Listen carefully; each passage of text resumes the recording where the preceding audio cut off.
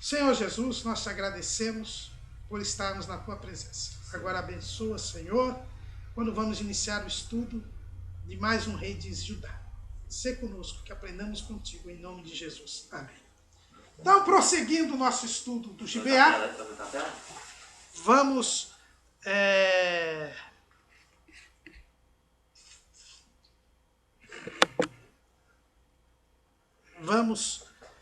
começar o estudo do rei Ezequias.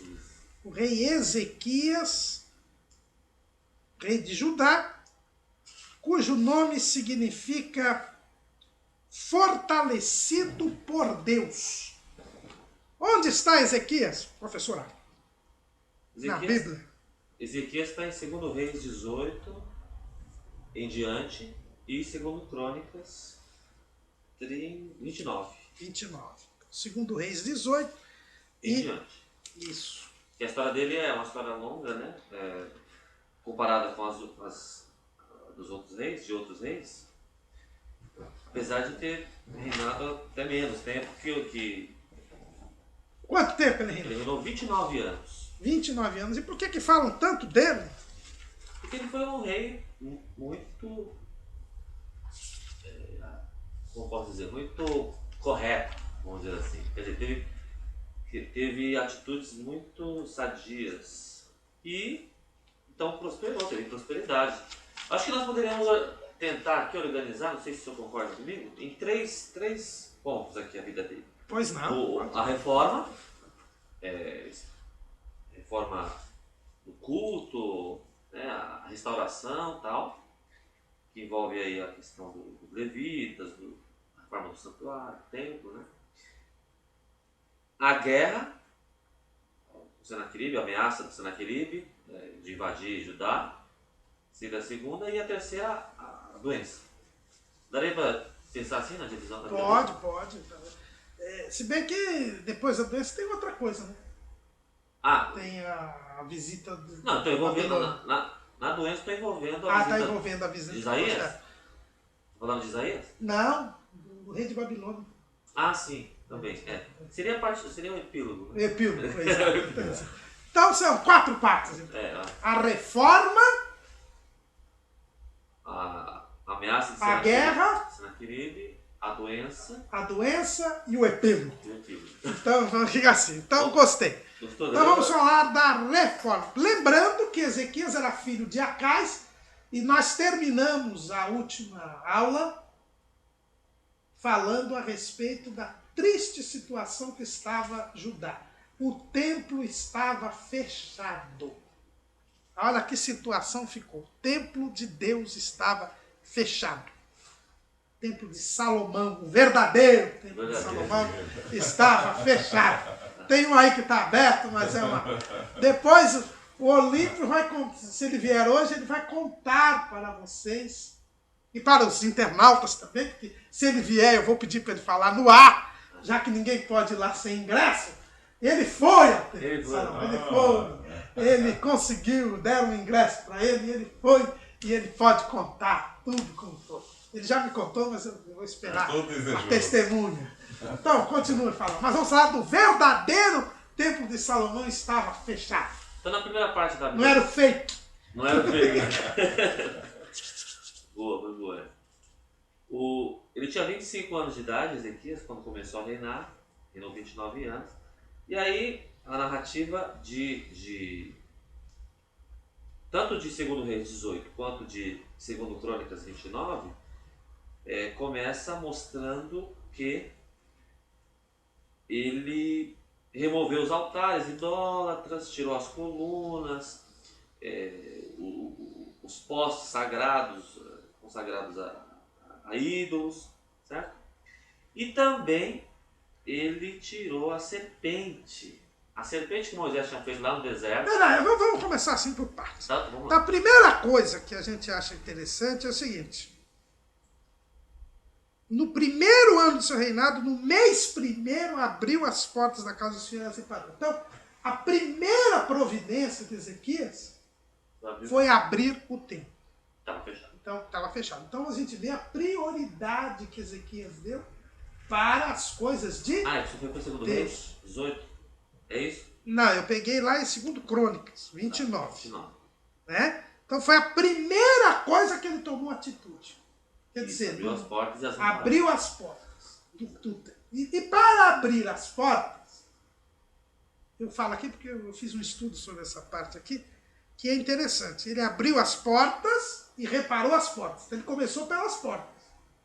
Porque acho que já fecharam lá, o negócio ficou tanto tempo fechado, ficou atravancado, já estava ali, então ele teve que reparar as portas. Começou reparando as portas. Aí ele trouxe os sacerdotes levitas e os ajuntou na praça oriental. Está lá em 2 Crônicas 29. E aí ele disse: ouvimos a levita, santificai-vos agora e santificai a casa do Senhor, Deus de vossos pais, e tirai do santuário a imundícia. Então, a primeira coisa, quando ele abriu o templo, ele arrumou a porta, que tinha que entrar.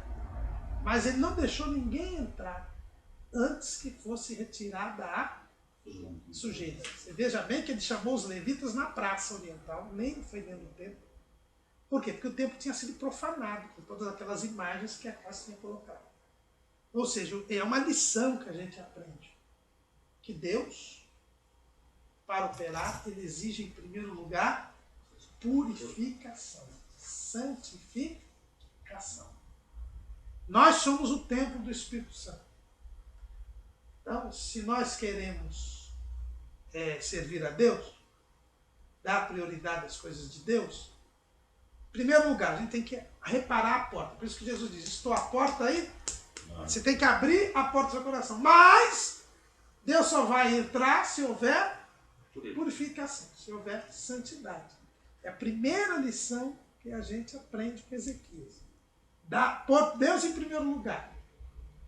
Abrir a porta para Deus. Mas limpar-se, purificar. Veja o que ele disse assim: tirai do santuário a imundícia, porque nossos pais transgrediram e fizeram o que era mal aos olhos do Senhor nosso Deus, e o deixaram e desviaram seus rostos do tabernáculo do Senhor e lhe voltaram as costas. Também fecharam as portas do alpendre e apagaram as lâmpadas e não queimaram incenso, nem ofereceram holocausto no santuário ao Deus de Israel. Pelo que veio grande ira do Senhor sobre Judá e Jerusalém, e os entregou à perturbação, à assolação e ao assobio, como vós o estáis vendo com os vossos olhos. Porque eis que nossos pais caíram a espada, nossos filhos, nossas filhas, e nossas mulheres estiveram por isso em cativeiro. Que foi aquela circunstância que a gente viu de Acás, que houve um cativeiro, que foi levado o pessoal né? Eu tinha começado falando da serpente, porque eu comecei com a leitura de Reis, né?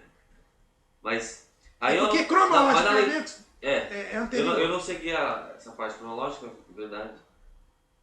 Mas aproveitando então essa ordem, eu tinha notado então que ele consertou as portas do templo, né? Na hora, foi isso aí que você falou. Exigiu em seguida a consagração dos levitas para a purificação. Exigiu que a imundícia fosse tirada, como está aqui. E aí, após essas duas exigências, ele admitiu a culpa. O professor leu aí nos 6 e 7, ele admite a culpa, que é algo necessário também, né, para essa purificação. É a confissão. É a confissão. Assimilou as consequências das atitudes erradas que foram tomadas anteriormente. Quer dizer, e aí os levitas purificaram o templo. Purificaram. E olha o que é interessante. Ele diz o seguinte: agora, filhos meus, não sejais negligentes, o Senhor vos tem escolhido para estardes dele, para o servirdes e para serdes seus ministros e queimardes incenso. Então aqui ele mostra o seguinte: a gente tem que se purificar e depois temos que servir com diligência. Ele diz: olha, vocês vão purificar, depois que vocês forem servir, vocês têm que servir com diligência, com cuidado. Nós não podemos ser negligentes no serviço ao Senhor. Isso aí nos faz lembrar, isso não existe hoje em dia, né? Pessoas que fazem o que dá para fazer e ainda faz para dizer que fez. Ou cobram para É fazer. muito triste. Porque hoje tem muita gente que diz o quê? Aí eu estou aqui em trabalho voluntário, então você tem de aguentar o jeito que eu faço. Eu tenho uma brincadeira em casa, quando eu não quero fazer uma coisa, eu chego para minha esposa assim, por exemplo, ela manda arrumar a mesa, aí eu falo, eu não estou com vontade, aí eu falo assim, eu já falava isso para minha mãe, aqui nessa casa, eu falei muitas vezes. Eu falei assim, mãe, eu vou fazer dentro do que sei. Dentro do que sei. Então, aí quando eu falava que eu ia arrumar a cama, por exemplo, dentro do que sei, minha mãe já ia lá e já falava, você arrumou tudo errado. Porque, mas dentro do que sei. Então, quer dizer, é uma desculpa esfarrapada que eu sempre faço quando eu não quero fazer. Então, mas tem muita gente que faz isso hoje, na casa de Deus, na obra do Senhor. Tem? Eu sou trabalho voluntário. Então, o que eu fizer, você tem que aceitar do jeito que eu fizer, porque eu ainda estou fazendo um favor para você. Isso seria até válido se a gente fizesse as coisas para as pessoas. Mas a gente não faz as coisas para as pessoas. A gente tem que fazer as coisas para Deus. Né? Paulo, escrevendo aos Efésios, no capítulo 6, ele diz isso com muita propriedade. Ele fala assim, vós servos, obedecei a vossos senhores segundo a carne, com temor e tremor, na sinceridade de vosso coração, como a Cristo, não servindo à vista como para agradar aos homens, mas como servos de Cristo, fazendo de coração a vontade de Deus, servindo de boa vontade como ao Senhor e não como aos homens. Olha, carta. Efésios 6, de 5 a 7. Então tudo que nós fazemos, não fazemos para os homens. Fazemos para Deus. Isso qualquer coisa que nós fazemos. Porque Paulo aqui não está falando da obra do Senhor. Paulo está falando do serviço normal. E quando ele fala aqui dos servos, ele está falando com os escravos. Com os escravos. O escravo cristão, ele trabalhava para o seu senhor, era obrigado a trabalhar, mas ele tinha que fazer isso, diz Paulo, de boa vontade.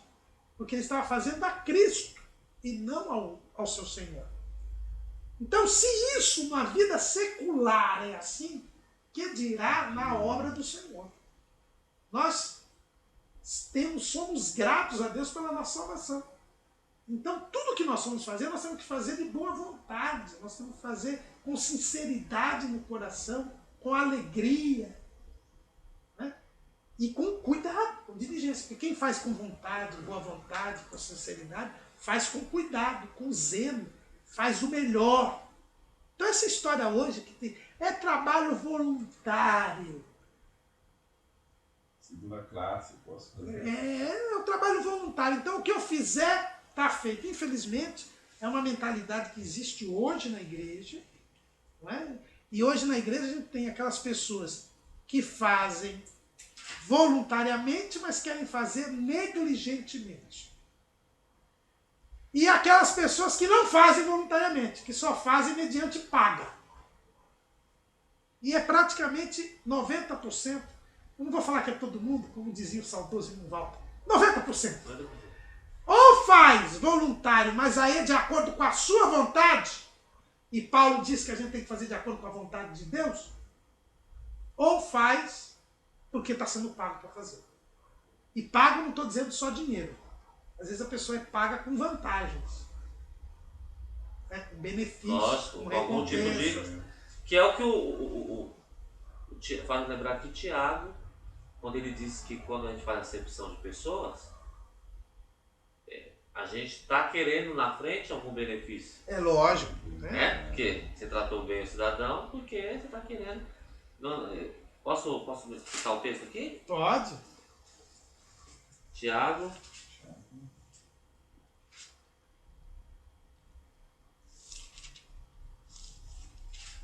Tiago 3, né? Não, Tiago 2. Ele fala assim, a partir do versículo 2. Porque se no vosso ajuntamento, 2 e 2. Porque se no vosso ajuntamento entrar algum homem com anel de ouro no dedo, com vestidos preciosos, e entrar também algum pobre com sorte do vestido, e atentardes para o que traz o vestido precioso, e lhe disserdes, assenta-te tu aqui num lugar de honra, e disserdes ao pobre, tu fica em pé, ou assenta-te abaixo do meu estrado, porventura não fizeste distinção dentro de vós mesmos, e não vos fizeste juízes de maus pensamentos? Aqui, juízes de maus pensamentos. É isso mesmo, então. Buscando os seus próprios interesses. A ideia seria o seguinte, beneficiar alguém para mais para frente mandar a cobrança. A fatura, né? Como diz o povo. Mas é isso mesmo. É o que está lá em Filipenses 2:20. Porque a ninguém tenho de igual sentimento que sinceramente cuide do vosso estado. Porque todos buscam o que é seu e não o que é de Cristo Jesus.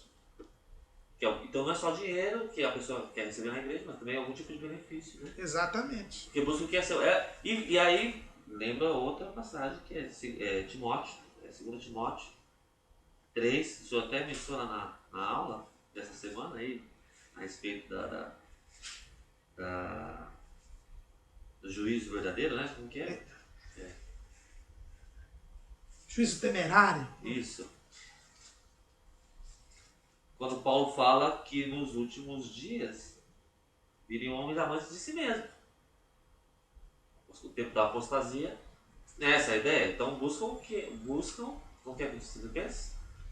só o que é de si mesmo, né? Buscam os seus interesses, seus próprios interesses. 2 Timóteo 3, né? 3:2. Buscam o que é seu, e não os seus interesses e não os de Cristo Jesus. E aí dão as mais esfarrapadas desculpas para executar o serviço voluntário. Exatamente. O serviço voluntário, porque é de acordo com a vontade dele. E alguns que, mesmo sendo pago, acaba fazendo má vontade. Aquela ilustração que diz que tinha um senhor que era pedreiro, trabalhava na construção, não sei se o senhor já ouviu falar, e aí ele estava pronto para aposentar. Aí o dono da construção falou, fica mais um mês aqui que eu preciso que você venha construir um sobrado.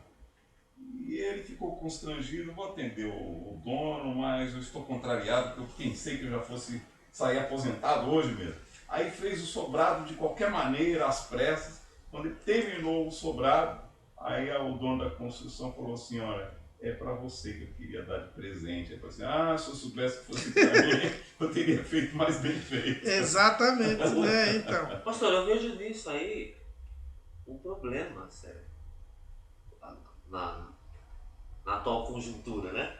É o seguinte, sim, é verdade, existem aqueles que fazem o serviço de qualquer jeito, com a justificativa da voluntariedade ou, enfim, coisa semelhante.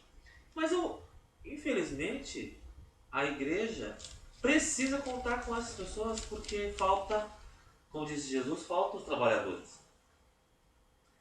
E o serviço do Senhor sofre detrimento, né? E aí, como fazer? Porque falta gente, falta recurso humano. E o recurso humano que tem é o espinheiro lá, que está lá em juiz. É isso? É essa a situação. Mas eu estou dizendo o seguinte, eu não estou dizendo que a gente não vai usar estas pessoas. Mas eu estou dizendo que estas pessoas estão perdendo tempo. Na verdade, elas serão devidamente... Eu estou tentando achar aqui a referência, não consigo achar. Menos Coríntios? Não, aquela que faz assim... maldito, aquele que faz a obra do Senhor. Jeremias 29. Eu sempre tenho lido lá na igreja, que está uns irmãos.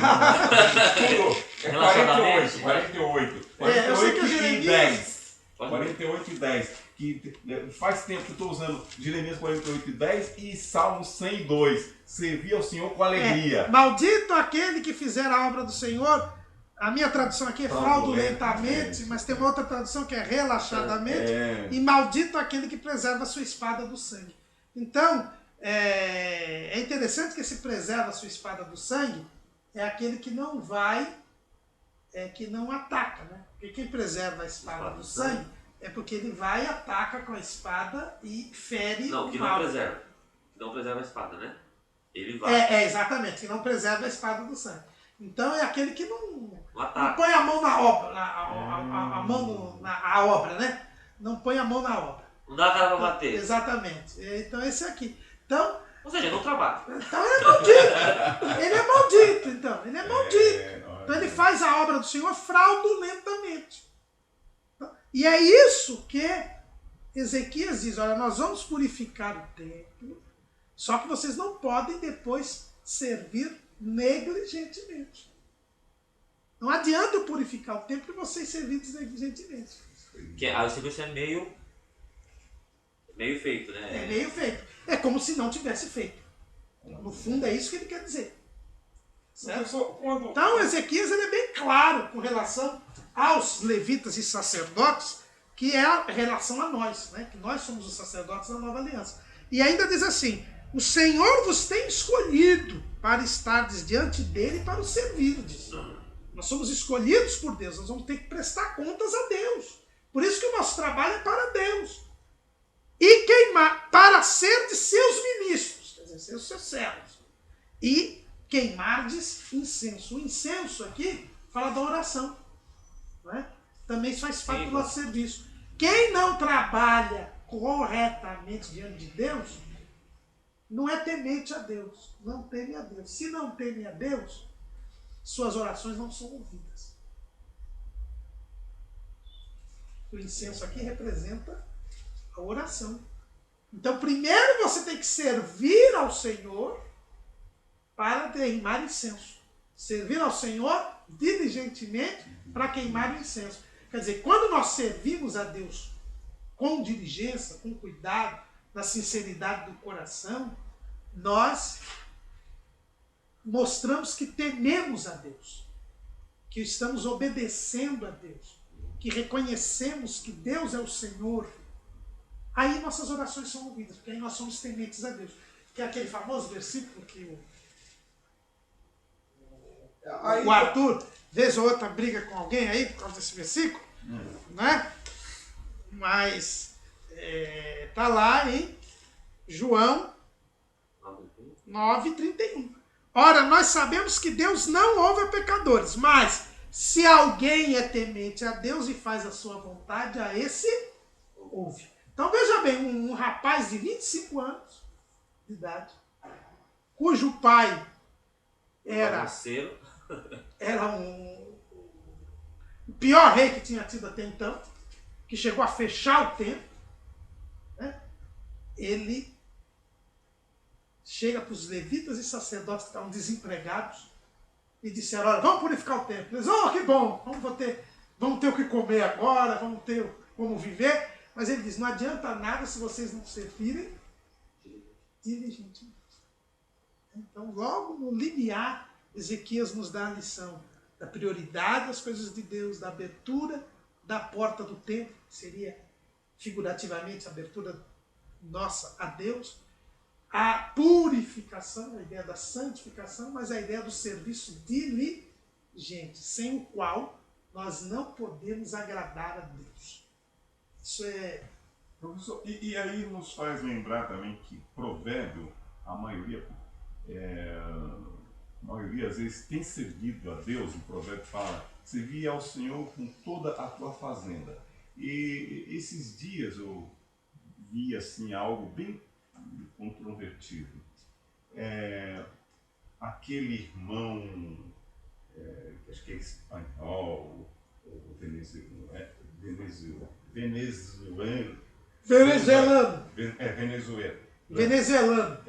E ele dizendo, o dízimo não é do Senhor. Aí outro caso, provando que é do Senhor. E aí eu ouvindo os dois lados, pude ver que no Novo Testamento, os irmãos, eles davam com alegria, às vezes, em determinada situação, até mais do que 10%. Então, aquele que quer ficar na lei, dá só 10 e mesmo assim, má vontade, porque eu ganho pouco e o pouco vou dar, vou perder.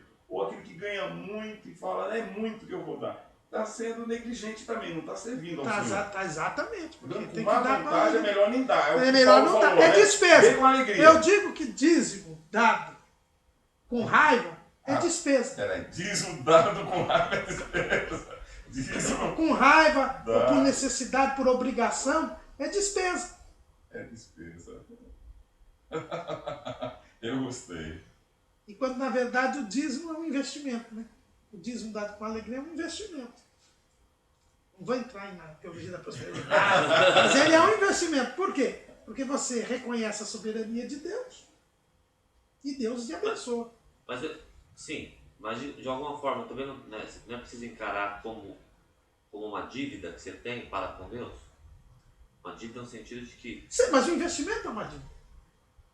Quando você vai investir, você contrai dívidas, mas aquilo traz retorno. Qual foi a palavra que você usou?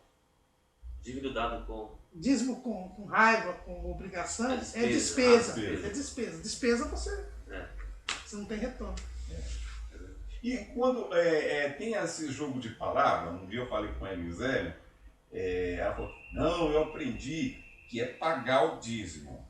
Não é a mesma situação, tudo é do Senhor, eu vou devolver 10%. Então eu reconheço que não é meu. A palavra apropriada é melhor falar devolver ou pagar? Juridicamente, pode qualquer uma está correta. Porque pagar é o seguinte, porque pagar é uma obrigação que você tem, um dever. Você está pagando, está cumprindo a obrigação. E devolver, você está dizendo que é de Deus, eu estou devolvendo para ele. Mas quando você devolve, a devolução é um pagamento. Por exemplo, se eu empresto um livro para você, depois você me devolve, quando você devolve, essa devolução, juridicamente, é um pagamento. Até porque você estava devendo ali para ele. Né? Gostei. Entendeu? Eu acho... Sanou o problema da briga entre eu e a Elisele. Não, é uma questão do que... Né? Não tem discussão, Não tem. Tá. Não, mas é que tem muita Alguns gente falam pagar, devolver, dar. Dá. O dízimo. Tudo. Sinônimo é imperfeita. Então, Eu Ezequias... só queria destacar, enfatizar isso aí que você falou do servir. Se o cidadão não serve, e aí não é só na igreja, ele não serve, ele não trabalha de forma correta, ou então para usar a palavra do Paulo de novo, escorreita, né? Ele não é temente a Deus. E se ele não é temente a Deus, Deus não o ouve. então quem não trabalha corretamente não é ouvido por Deus, é um pecador. Continua, é isso? É um pecador, está pecando, sem dúvida nenhuma. Sem dúvida nenhuma. Porque ele está até escandalizando. Quando o pessoal fala, aquele crente ali, preguiçoso. Ele está escandalizando o nome do Senhor. Isso é muito comum. É muito comum. Por isso Fora do Brasil. Por isso nós temos um quarto dos brasileiros crentes, mas... De supostos crentes. O amor de quase todos esfriará. E com isso... A minoria é um remanescente fiel. Isso é que é grande. E corre o perigo desse país repetir aquela história de ser enviado para a Babilônia, um remédio? É um remédio? Porque hoje, lamentavelmente, uma boa parte de ditos evangélicos não estão servindo com vontade, olha, com negligência. Corre o perigo, o famoso remédio, mandar para a Babilônia. Mandar para a Babilônia eu não digo, mas uma perseguição sim. Uma perseguição sim, com certeza. E aí então eles foram limpar o templo. Vamos. Ok, aí em seguida, Quanto durou? 16 dias. 16 dias. Olha, tinha sujeira, hein? Está no versículo 17. Tinha sujeira, hein? 16 dias. Eles planejaram 8, mas a sujeira era tanta que fizeram mais 8. Quando há um interesse... Pode ler aí, pode ler. Versículo 16 fala assim. Não, versículo 17. Começaram, pois, a santificar ao primeiro quer dizer, no primeiro dia do mês primeiro, e ao 8º dia do mês vieram ao alpendre do Senhor e santificaram a casa do Senhor em 8 dias.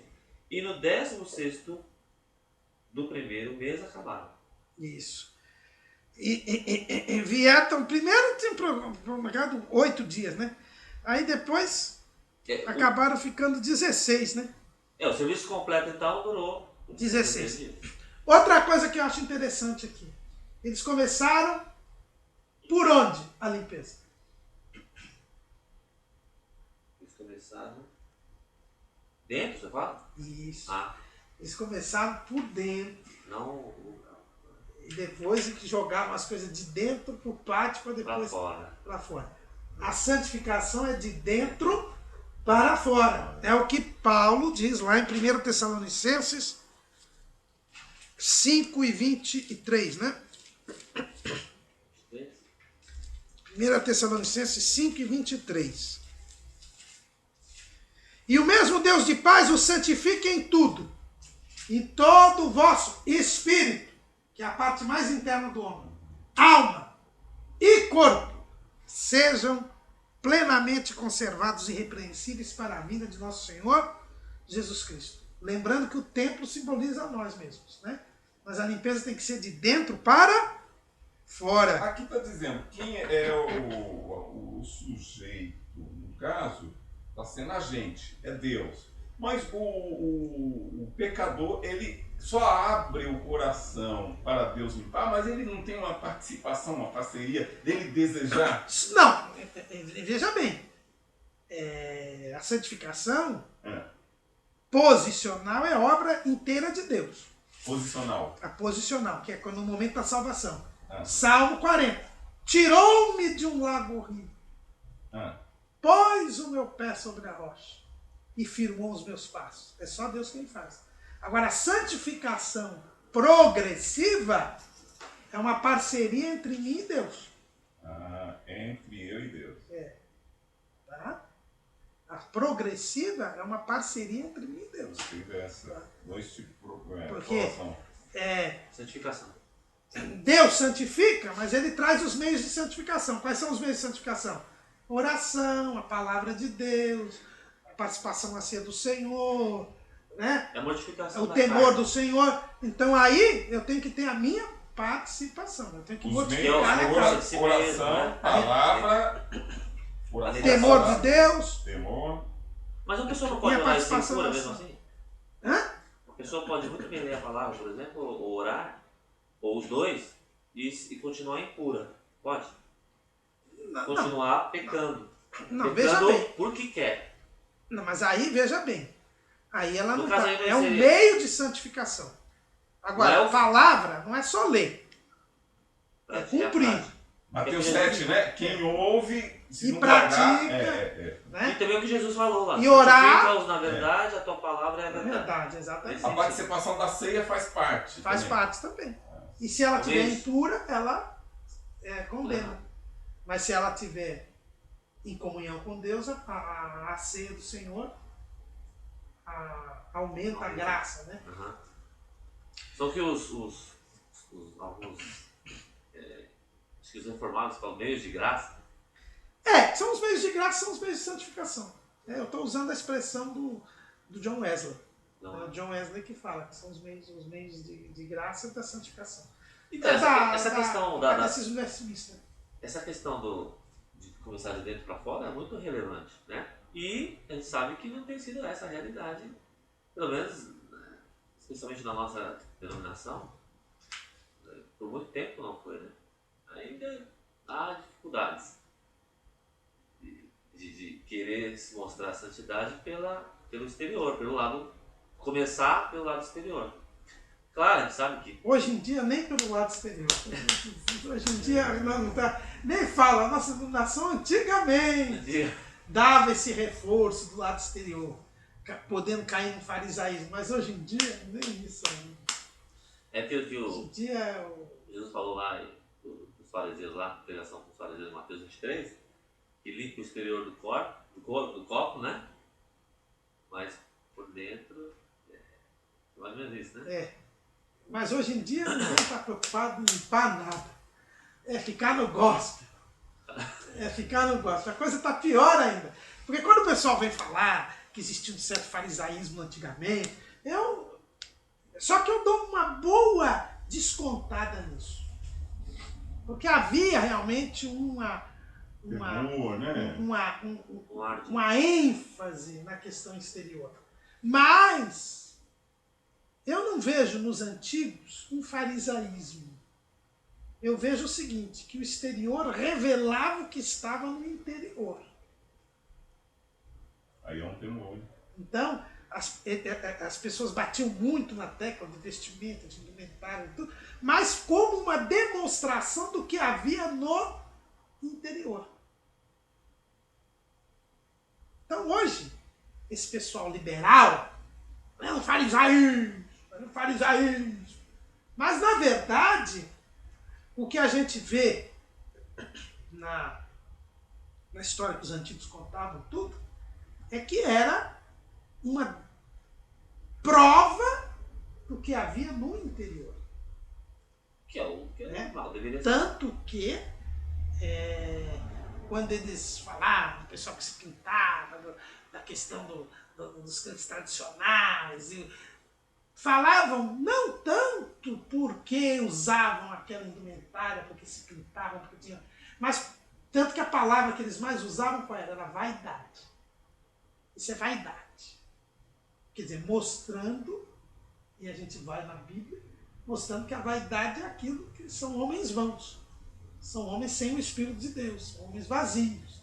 Então, havia uma ênfase, sem dúvida alguma, na parte exterior, mas como um reflexo do que havia no interior. E hoje em dia, em cima dessa escola, Deus quer só o coração. Aí, como o verbo degringolou. Degringolou tudo. Eu posso fazer uma paráfrase aqui da afirmação de Jesus lá, naquele episódio de lavar as mãos lá? A roupa fala do que o coração está cheio? Mais ou menos? Exatamente. A roupa fala, né? Porque a grande verdade é hoje. Ei, pessoal, a gente está na liberdade, não sei o quê. Só que o que a gente vê hoje é que o exterior revela exatamente o que está no interior. A roupa fala que o coração está cheio. O cidadão quer se vestir como cidadão do mundo, quer cortar o cabelo como corta o mundo, quer estar na moda, quer estar igual aos outros. Então o desejo dele é estar de acordo com o mundo. O caso de é se conformar com o mundo. O caso ter a mesma forma do mundo. E aí, no caso, ele vai se coadunar com o mundo, aí vai envolver a sensualidade, né? Quer dizer, é o que está dentro. O caso de Elias foi identificado também pela roupa, mas quer dizer, não é o tudo, né? Porque lá é um homem de Deus e agora eu constatei que é mesmo. Antes até chamou atenção exterior, mas quando ela teve contato com ele, ela pôde ver que realmente a roupa revelava o que ele tinha. E quando nós vemos a biografia dele, nós vemos isso, né? Que ele era um homem de oração. Então é aí que está. A purificação começa de dentro para fora, mas chega até fora. É esse que é o problema. Chega até fora. Porque veja bem, olha aqui. E os sacerdotes entraram dentro da casa do Senhor para purificar. E tiraram para fora, ao pátio da casa do Senhor, toda a imundície que acharam no templo do Senhor. E os levitas a tomaram, quer dizer, a imundície, para levarem para fora o ribeiro de Cedron. Não ficou no pátio. Eles não começaram limpando o pátio. Eles começaram lá de dentro. Mas depois tiraram do pátio também. Levaram lá para o ribeiro de Cedron. Para fora da cidade, porque o ribeiro de Cedron era o limite da cidade de Jerusalém. Eles levaram para fora da cidade. Não deixaram nem na frente do templo. Isso demorou tanto assim. Então, tá certo? Então, espírito, alma e corpo sejam conservados plenamente irrepreensíveis até a vinda de nosso Senhor Jesus Cristo. Então, o corpo reflete a pureza que está dentro de nós. Então, não é possível eu abrir mão do corpo. Não é possível eu usar qualquer vestimenta. Não é possível eu usar apetrechos ligados à idolatria. Não é possível eu endeusar o corpo. Né? Porque a santificação envolve, não começa no corpo. Eu pôr uma roupa de crente que eu vou ter. Até porque agora, por causa do fake templo de Salomão, eu gostei, fake templo de Salomão, o templo de Salomão fake. O que quer dizer fake? Fake é falso. Tem esses perfis falsos na rede social. Então, a roupa dele. Agora saiu uma cartilha de moda evangélica da Igreja Universal. Saiu a moda evangélica. Uma cartilha de moda evangélica.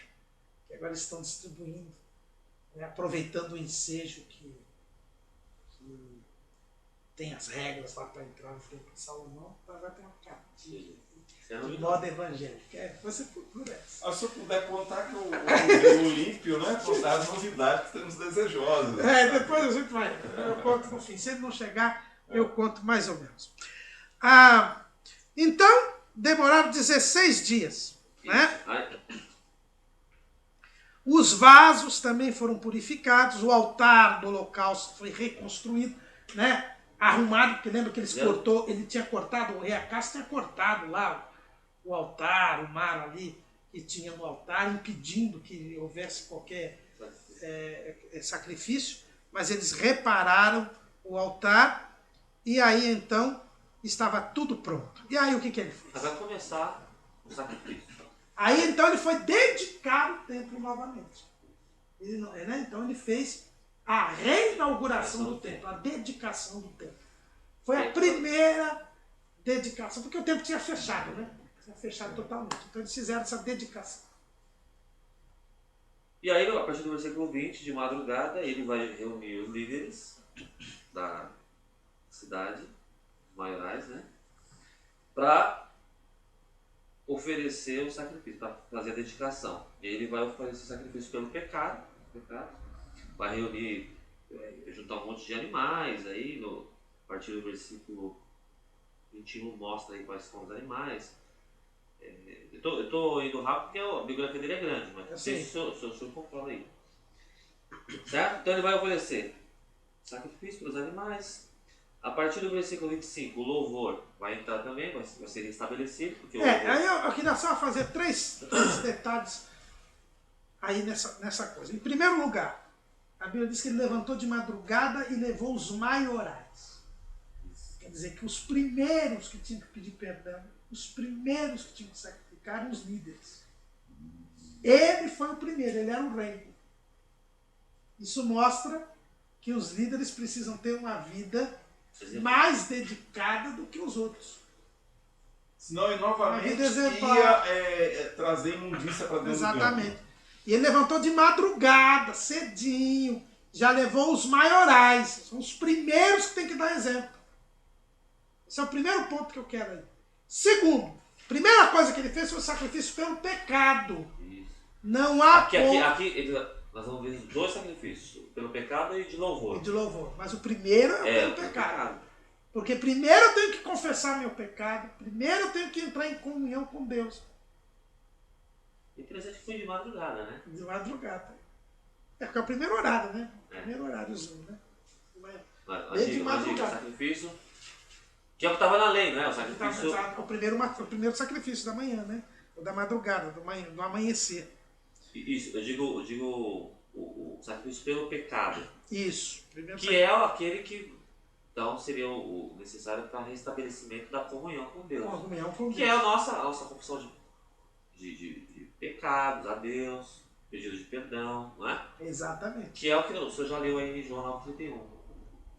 Por isso eu defendo que a primeira coisa a se falar na horários, né? É pedir perdão. Como que a gente pode encarar isso aí, tendo em vista a oração do Pai Nosso? Que quando Jesus ensina, ele não ensina o perdão logo no início.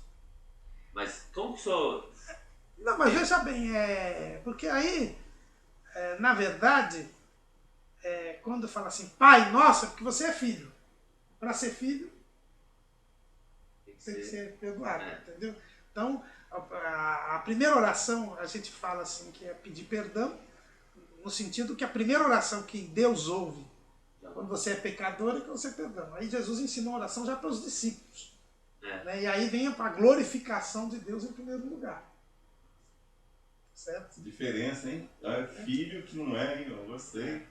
Né? Que não é filho. Mas mesmo assim tem um pedido de perdão. Agora, o mesmo discípulo, que no caso então sempre é o salvo. Agora, o pedido de perdão, qual é o pedido de perdão que tem na oração do Pai Nosso? Perdoa nossas dívidas, assim como nós perdoamos os nossos pecadores. Né? Então aí, essas dívidas aí não envolve já o relacionamento direto com Deus, né? Envolve com o próximo. Né? Não é um pedido de perdão a Deus, é um pedido de perdão dos erros cometidos com os próximos, tanto que você se coloca assim como nós. Se você não perdoa ninguém, você não vai ser perdoado. Né? Terceira coisa que eu queria dizer aí é que vem o louvor. Você vai falar do louvor já? Eu vou falar do louvor, que aí vem a questão do pecado, aí vem a questão, para a gente não se estender muito, mas tem a questão do louvor. Mas eu acho importantíssimo aqui um ponto. E pôs os levitas na casa do Senhor com símbolos, com alaúdes, com harpas,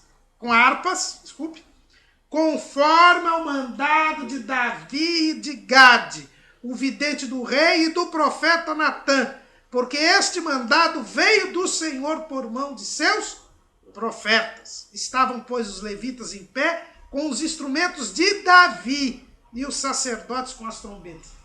O templo estava sendo reinaugurado, mas as normas de louvor eram as mesmas que Davi tinha instituído antes da construção do templo.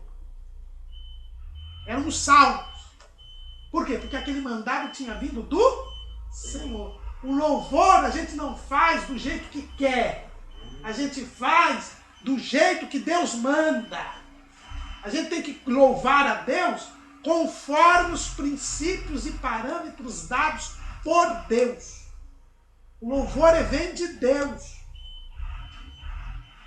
Ele não inovou. Ele não trouxe rock pauleira. Ele não trouxe samba, gospel. Ele não trouxe... Ele trouxe... Olha, Davi, se a gente for somar os anos, eu não sei aí de cabeça, mas a gente pode dizer aí que tinha aí uns 300, 400 anos. Desde que Davi instituiu isso. Davi, Gade, Natã, até essa cerimônia. E Ezequias mandou fazer do jeito que Davi, Gade e Natã tinham feito. Por quê? Por questão de tradição? Não. Porque eles tinham recebido de Deus. Eles eram profetas. Natã, Gade e Davi eram profetas. E eles receberam de Deus a ordem. Eles receberam de Deus a ordem, que é um mandado. Está escrito aqui, mandado. É uma ordem. E esse mandado veio do Senhor. Então nós não temos nenhuma autonomia para dizer como é que tem que ser o louvor, que pode ser uma baladinha, não pode. Eu tenho que seguir o louvor espiritual, o louvor que vem de Deus. Tudo que faz balançar o corpo, tudo que faz trazer emoções, canais, frenesi, isso não é de Deus. E não só a música, mas também os instrumentos. Aqui está falando dos instrumentos de Davi. Não tinha atabaque. Não tinha. Não é? Se o meu voto tivesse aqui, não tem bateria. Não tem bateria. Mas aí não corre o perigo do extremo, porque não tem ali o Salmo 150, que diz que tudo tem fôlego. No caso, por exemplo, a bateria. Os irmãos da ala que defende, no caso do Salmo 150 e a bateria, diz, olha, foi Deus que criou e o diabo roubou, como também roubou o homem. Então a bateria é de Deus. Agora, uma época o diabo levou embora e a igreja... Quem disse que a bateria é de Deus? Não, eles defendem isso. Mas quem disse? Por exemplo, não teve época nos anos 50, que até antes, que, por exemplo, o violão, qualquer outro instrumento, principalmente nas igrejas históricas, era só o órgão que poderia estar presente. Todos os demais instrumentos... Sim, mas aí é com base em quê? É com base em quê? Aí é que a gente tem que fazer uma distinção. Quer dizer, quem colocou essa questão só do órgão, inventou também. Entendeu? Agora, tem certos instrumentos que foram criados com um fim específico. Com um fim específico de louvar o diabo. É o caso da tabaco. Então, mas o caso aí, não sei se foi bem isso, não estou bem informado, mas diz que o Paulo Leivas, não sei se é ele ou outro, não, tocava banjo e diz que outras igrejas ficavam escandalizadas com um banjo, onde já se viu. Mas porque o banjo era usado no jazz. Então, aí ficaram escandalizados. Aí agora o problema... Não, mas aí é por isso que eu digo, se o instrumento foi criado para um determinado fim, que não era o fim estabelecido por Deus, um fim bom, então você tem que tomar cuidado. Então, o banjo é um instrumento de corda. O instrumento de corda está aqui. Não, ainda o violão. O violão, por exemplo, que eles associavam o violão dentro da igreja evangélica como fosse um boêmio, né? Não, mas veja bem, aqui eu tenho alaúde, que é instrumento de corda. Então, aí o violão eu tenho símbolo. Não, eu não vejo nenhum problema. Então, desde que o ritmo... Então, aí desde que o ritmo. Então, aí o atabaque, consagrando a Deus, pode ser consagrado. Não, o atabaque ele já sempre foi criado para chamar a batida dele. Mas não é a cultura africana? Não, mas na cultura africana, o atabaque foi criado na magia. E tem mais. A batida do atabaque... Mas não dá para entender que roubou para ficar lá? Não. Roubou de quem? Não, de Deus, né? Porque, por exemplo... Não, mas Deus tinha criado o atabaque? Então, eles falam assim, ó, tudo Deus criou. Não. E quem foi o dizer? Quem disse que roubou? tudo? Não, isso aí é uma teologia errada. Isso é uma teologia desculpa, errada. Porque Deus não criou a prostituição. Mas existe. Se Deus tudo criou, então Deus criou a prostituição. Não, no sentido aquilo que eleva que não é algo imoral, né? Já a prostituição já é algo imoral. E o instrumento que é criado o diabo dá a capacidade para a pessoa criar aquele instrumento para invocar o demônio. Foi Deus que criou? Então, mas aí como que fica a cultura, vamos dizer aqui no Brasil, esses ritmos que os irmãos geralmente... Por exemplo, as irmãs do ciclo de oração. Eu estava lá no Brás, quando eu estava na época no Brás, as irmãs gostavam de alguns ritmos assim, uma boa parte nordestina, e gostava de alguns corinhos, ritmo forró, ou um outro ritmo que acho que não sei como que chama. Baião. Um outro ritmo que é quase igual ao baião. Esse ritmo associa lá no Nordeste o forró e um outro de balanço e meio orgia. E aí elas trazem para dentro da igreja aqueles ritmos bem assim frenéticos. Errado. Que chega até a dançar, como fosse uma baiana. Não, isso aí é bom para Deus, isso aí louva a Deus. Ou está movimentando a carne, o balanço. Mas aí eles entram adorando a Deus, espírito, corpo e alma, aí associa com o corpo. Mas não tem nada de espírito aí. Na verdade, esse ritmo é feito para balançar a carne, para despertar sensualidade.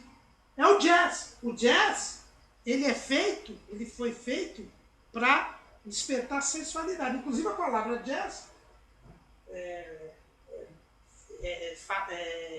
o significado dela é movimento corporal no ato sexual. Então esse ritmo foi criado. Eles defendem assim, pastor. Não, eu sei que eles defendem, só que o ritmo mexe com a carne, mexe com a sensualidade. E o que mexe com a carne e a sensualidade não louva a Deus. Então, mas desde que não seja um ritmo sensual, por exemplo, igual alguns hinos dos judeus lá do passado, que eles aquele ritmo que o judeu na festa de casamento, e eles assim, pulava, Ele tá como falando festivo do a culto, Deus. mas é o Né? Não Mas é aí não é no culto. meio do culto. Não. Né? Não, mas na festa é possível, então. Festa. Não, culto Na coletivo. festa não era louvor a Ah. Deus. E eu lembro bem que a dona Márcia, foi a única vez que a dona Márcia levantou quando falaram: ah, mas os judeus dançam no casamento. Aí ela levantou e falou: senhor, me desculpe, judeu dança no casamento, dança sim. Mas o casamento não é sinagoga, o casamento não é hora de louvar a Aí Deus. é bem colocado. Agora, e no caso, quando que diz, por exemplo, voltando no Paulo Leiva Macalão, uma porcentagem muito grande dos hinos atribui a ele, né, a composição, né? Dizem, eu não sei, me disseram, quero tirar a dúvida. Diz que nos anos em que o Paulo Leivas pegou as famosas valsas, ela estava muito presente nos salões de baile. E com isso ele ganhou muitas pessoas para Jesus, porque a valsa era o que estava no auge, era o top. E trouxe simpatia para as pessoas, a melodia da época, a valsa. E a marcha também, que era militar, a época da ditadura. Então eles dizem isso daí, os defensores. Bem, os defensores, aí eu vou responder esses defensores. Primeiro lugar, valsa é música erudita. Exato. Ele foi usada para a muito. dança, mas ela não foi criada para dançar. Mas usaram Usaram a valsa. Aí, Não, não, já Não. O diabo fez um uso, mas a música não foi feita para isso. Tá? A estrutura da música não mexe com a pessoa para dançar. Tanto que é um ritmo compassado. Veja bem a diferença. Mas aí levou. O né, jazz, quando você ouve o jazz mexe com você. Samba, E no caso da Davi, Samba quando saiu bailando? mexe. não era culto. Então é isso que eu queria entender. Então, E não sendo culto, ele saiu bailando e num culto totalmente errado, que estavam com um carro de boi levando a água. Reprovado por Deus. Que reprovou Deus, matou Uzá, para mostrar que Deus não se alegrou. Aí na segunda vez, vamos dizer, mas na segunda vez, quando ele levou a harpa, ele dançou de novo. E aí houve a recriminação de da mulher dele, da amiga. Mical. Mical. Mas ela fez com desdém, desprezando. Mas porque ele se colocou numa posição. Mas Deus reprovou, foi a mulher. Porque ela repreendeu o ungido do Senhor publicamente. Mas ele diante Mas de não, Deus não aceitou se alegrou. a alegria dele? Não, foi uma alegria carnal. Foi uma alegria carnal. Eu não estava. Eu preciso rever ali. Não, mas tem alguma coisa Deus falando que aprovou o que ele fez? Não tem. Ali no texto? Depois você vai olhar lá. Tem um artigo que o senhor escreveu a respeito da primeira lá, quando Deus matou Uzá, lá no caso do carro, que é o culto pentecostal que não deu certo. Então, eu fiz esse estudo, então. Foi nesse estudo que eu não, coloquei. Você Tá lá tem no portal, acho. Tem no Não, portal, não sei se tem não. Mas Novo. é antigo. É bem antigo. Eu estudei bem sobre isso aí. O culto O pentecostal pentecostal que não deu certo. Aí primeiro tem que fazer a diferença. Culto coletivo e outra coisa. E culto individual, por exemplo. Nada impede que a gente ouça no carro ou em casa um ritmo, uma música gospel com maior ritmo, um ritmo mais avançado. Em casa, que eu gosto. Mas no culto coletivo, que essa é a grande questão, não é todo ritmo que é apropriado, certo? É porque o louvor a Deus, que está aqui em Romanos 2,29. Mas é judeu que é no interior e circuncisão que é do coração, no espírito, não na letra, cujo louvor não provém dos homens, mas de Deus. 2,29. O importante é o seguinte, o louvor ele vem de Deus. É isso que Ezequias está dizendo aqui. Quais instrumentos que eu tinha que fazer? Qual o ritmo que eu tinha que dar? Não é o homem que escolhe. É isso que eu quero dizer. Quem escolhe é Deus. Então o homem pode criar ritmos? Pode. Quando diz que todo ritmo é de Deus, não é. Deus deu ao homem a capacidade dele criar o ritmo. Mas que Deus aceita seriam... Os que ele aceita são aqueles louvores, são aqueles ritmos que enlevam a alma, que não mexem com o corpo. Porque uma coisa é a emoção que vem do corpo. Outra coisa é o sentimento que vem da alma. É Então, espiritual. a música sacra, ela é uma música que mexe com a alma. Outro dia foi no meu dentista. O meu dentista é evangélico. E ele põe um fundo lá, tem um notebook lá, que ele põe um CDs de música evangélica, música sacra. O cidadão chegou, quando ele terminou o tratamento, ele virou para o dentista e falou assim, olha, o senhor pode me dizer que músicas são essas que o senhor colocou aqui? Porque isso me deu uma paz. Estou passando os problemas, estou angustiado, mas essa música me deu uma paz. Quer dizer, uma música sacra, ela mexe no coração da pessoa. Então o ritmo ele tem que ser feito de tal maneira que ele enleva. Pode ser uma valsa, pode ser uma marcha, pode ser sei lá, tem tantas. Que quebranta o coração. Que foi usado pelo homem culturalmente, na cultura. Pastor, eu lembrei daquele texto então, filipenses. Tem diferentes ritmos. Eu não estou dizendo que eu tenho que usar unicamente o ritmo europeu, que é o que o pessoal fala. Não, você só aceita a valsa, aceita a música erudita, Bach, Beethoven, porque é influência europeu e você despreza o africano. No africano também tem o ritmo de Deus.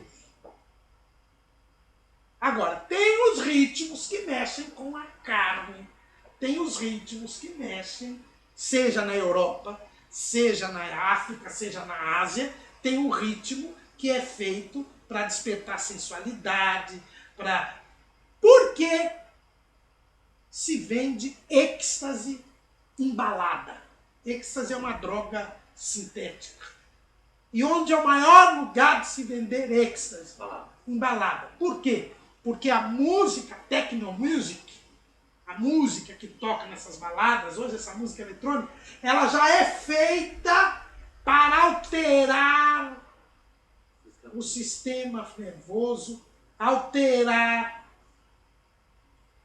o estado emocional da pessoa, de maneira que ela fica propensa, ela fica tendente a consumir o êxtase. E quando ela consome o êxtase na balada, ao som daquela música, ela tem o prazer.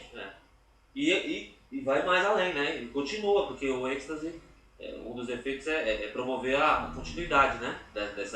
Aí nesse caso, realmente, bem explicado. Agora, enquanto a marcha, ela também ajuda a pessoa a ter a parte emocional propensa a ir para uma luta, no caso. Exato. A marcha pode ser. Agora, na adoração, a marcha não seria tanto. Leva o louvor, ao despertar do sentimento, entendeu? Então, eu não estou dizendo que o ritmo africano, porque é africano, não é isso. Porque africano é de macumba, não é isso. Eu só estou dizendo que em todo lugar tem um ritmo apropriado para louvar a Deus. E tem os ritmos que foram criados para outros fins. E instrumentos que seguem esses ritmos. Então, aí, por que, no caso, o hino da Inglaterra, que foi criado para a nação... E não, aí é que também vem outro erro. Sérgio Paulo sempre falava isso. Hoje em dia, a gente pensa o seguinte, hoje em dia, o que está acontecendo?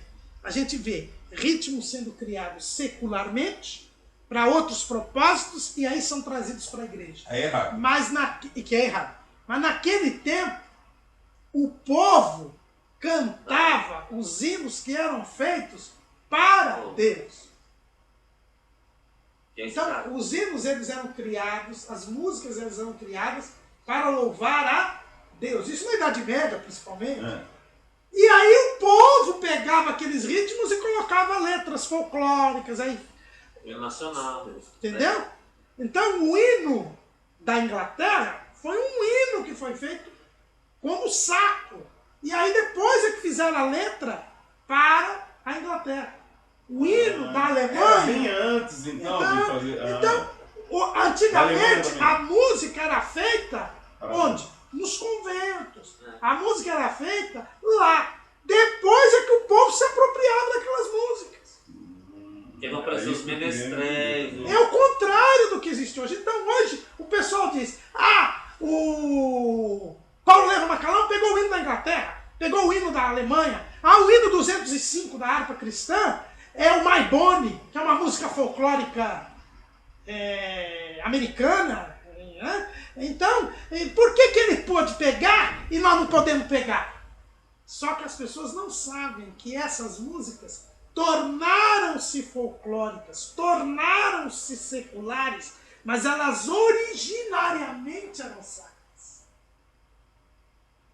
O povo ia na música sacra para montar sua cultura. A maioria hoje não tem essas isso. músicas clássicas de Bach, foi tudo feito para Deus, a intenção. Foi feito. Todas as músicas clássicas. Exatamente. E tem outra coisa, quando se fala da questão da arte, por exemplo, nós temos que pensar que também a cultura, já que é algo próprio do homem, a cultura também está impregnada do pecado. Então não justifica porque a cultura tal aceita tal ritmo que é certo. Não. Porque a cultura também foi impregnada pelo pecado e por isso ela precisa também ser depurada. Exato. A cultura Então, precisa ser lá eles depurada. dançam, então qual o problema? Por que lá? Não, mas não quer dizer que está certo. Os cananeus, os heteus, os ferezeus, os heveus, os girgazeus, eles tinham uma cultura. E Deus disse o quê? Quando vocês chegarem lá, não façam nada do que eles fazem. Porque a cultura deles eu abominei, tanto que eu estou expulsando eles, eu estou colocando vocês na terra deles, porque a medida da injustiça chegou ao limite. Então, os judeus no tempo de Paulo, eu creio que houve um conflito no sentimento, no pensamento deles, principalmente quando eles viam lá em Gálatas, que eles disseram, peraí, vocês têm que preservar tal assunto, e chegou ali em Gálatas, e Paulo vai, peraí, como que pode explicar então, no caso ali, os judeus em Gálatas, quando Paulo escreveu que eles chegaram e ficaram meio escandalizados, aquela comunidade gentil. Por quê? Porque eles não entenderam que Deus está acima das culturas. Você entendeu? O judeu ele queria submeter o gentil à cultura dele, achando que a cultura dele era a palavra de Deus. E Paulo diz, não. O gentil, ele tem a cultura dele. O evangelho não entra um pouco também, vamos dizer, em todos os sentidos? Só que na cultura, o evangelho ele chega e ele purifica a cultura. Paulo disse, eles não têm que se circuncidar, eles não têm que comer carne de porco, mas eles não podem mais se prostituir como eles se prostituíam antes. Era cultural. É alteração, né? Então aí há um Deus, como diz lá em Atos, que ele até pode suportar, não aprova, né? E vai purificando. Não, porque toda cultura, isso aí a gente estudou, lembra? Em sociologia que a gente falava, é a chamada inculturação do evangelho. O evangelho entra na cultura e tira os elementos pecaminosos da cultura e respeita a cultura. Nós não queremos destruir a cultura. Você entendeu? Por isso que os ritmos musicais que foram criados pelo homem, porque não é Deus que cria todo o ritmo musical. Deus criou a música, agora o ritmo musical é o homem que cria. Toda a boa tudo que foi criado pelo homem para uso ruim, para a sensualidade, para a adoração ao diabo, isso nós temos que tirar. O evangelho tem que tirar. Se eu chego a uma tribo africana e eles têm lá o atabaque, a intenção deles era deturpar, e eu entro com a enculturação, e aí o atabaque eu posso usar o atabaque no sentido... Não pode. Porque o atabaque, eu estou falando do atabaque, o atabaque foi exclusivamente criado para invocar demônio. A batida dele é chamada de demônio.